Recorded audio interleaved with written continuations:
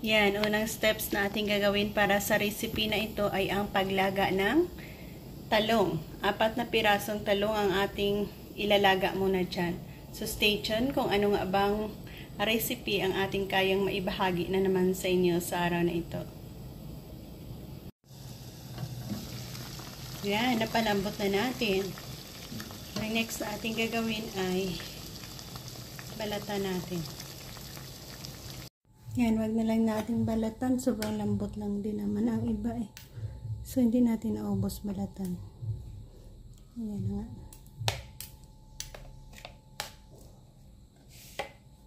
Check natin kung mayroong uod. Ayan, wala din naman. So, ayan ang ating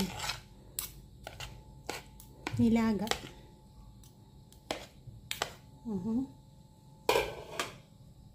Ayan, maglagay tayo ng konting cooking oil para sa pagisa ng ating onion, garlic, at kamatis. Ayan, onion, garlic, kamatis. Ayan, i-add natin ang ating 4 na pirasong talong dyan.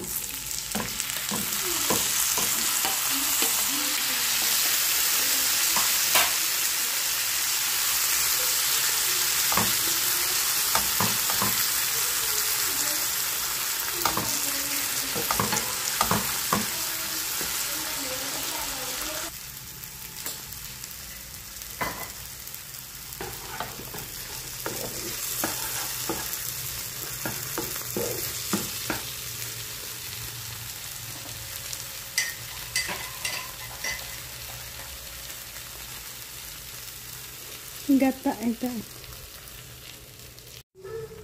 Ayan.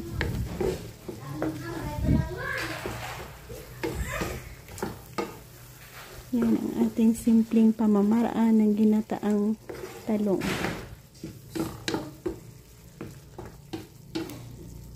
Yan natin ang asin.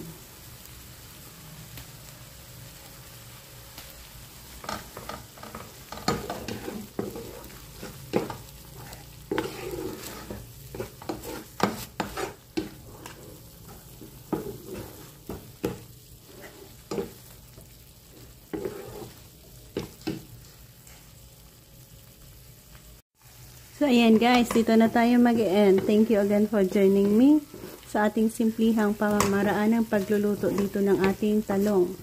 Ito na ang ating ginataang talong recipe. So, thank you again guys for joining me. Bye-bye, God bless, and happy eating. Ayan. Creamy talong.